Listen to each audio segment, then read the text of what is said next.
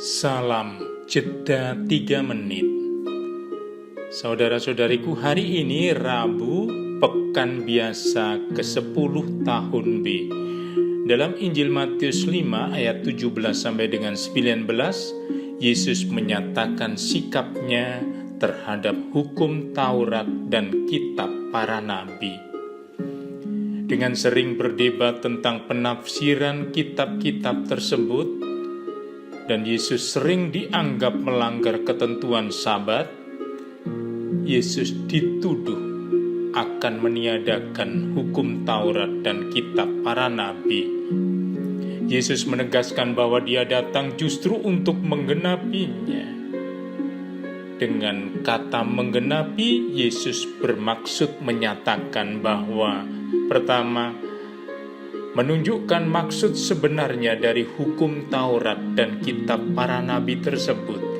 Sebagai Allah yang melawat umatnya, Yesus datang untuk menguatkan maksud semula hukum itu diciptakan. Yesus adalah penafsir yang autentik dari hukum Taurat dan kitab para nabi pada situasi kondisi zaman yang berubah. Kedua, dengan kata menggenapi, Yesus menyatakan bahwa dirinya adalah kegenapan, pemenuhan dari nubuat-nubuat yang tertulis dalam kitab Taurat dan para nabi. Yesus adalah firman Allah yang menjadi manusia, dan dengan menjadi manusia, firman yang ada di dalam Taurat dan kitab para nabi hadir secara benar-benar nyata, bukan dalam bentuk tulisan, melainkan dalam rupa manusia. Yesus adalah kitab suci dalam rupa manusia yang bisa berbicara, berbuat baik, singkatnya yang sungguh hidup di antara kita sebagai Immanuel, Allah yang menyertai kita.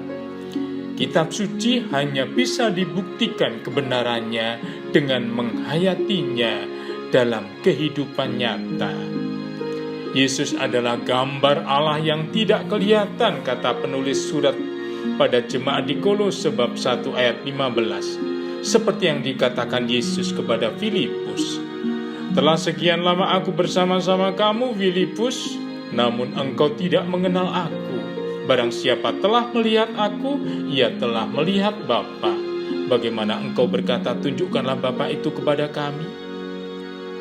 Dalam diri Yesus tergambar wajah Allah yang tidak kelihatan, hadir secara penuh seluruh esensi Allah sebagai firman.